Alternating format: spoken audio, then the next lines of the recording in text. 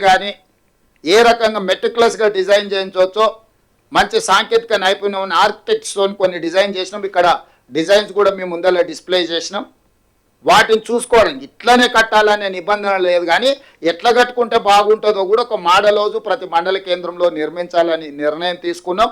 నిరుపేదలకు ఎవరైనా మండల కేంద్రానికి వచ్చినప్పుడు ఆ మోడల్ హౌస్ను చూసుకొని పోయే విధంగా ఏర్పాటు చేస్తాం. ఇది ఒక మంచి కార్యక్రమం.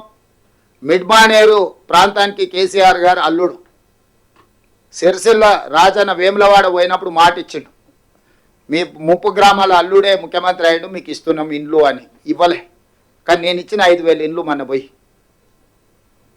అంటే వారు చెయ్యలేని విషయాలను మేము పరిష్కరిస్తున్నాము, గొప్పగా కూడా చెప్పుకుంటలేము, బాధ్యత అనుకుంటున్నాం. గొప్పల కోసం చెప్పడం లేదు, బాధ్యతను మేము ఏ విధంగా నిర్వహిస్తున్నామో మీకు అందరికీ వివరిస్తున్నాము. మా బాధ్యతను మమ్మల్ని నెరవేర్చనియండి. మొదటి సంవత్సరం ఉత్సవాలలో మీరు పాల్గొనండి.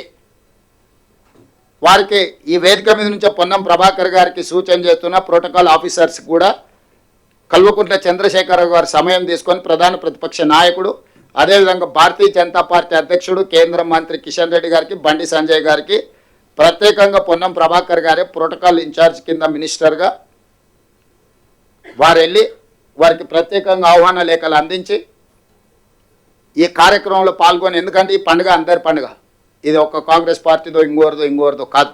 ఈ ప్రభుత్వం అందరిది, ఈ సంక్షేమం అందరిది, ఈ రాష్ట్ర అభివృద్ధి అందరిది.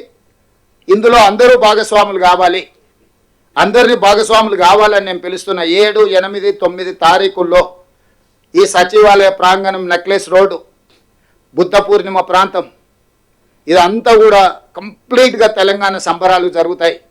3 రోజులు సాయంత్రం పూట ఒక కార్నివాల్, ఒక అద్భుతమైన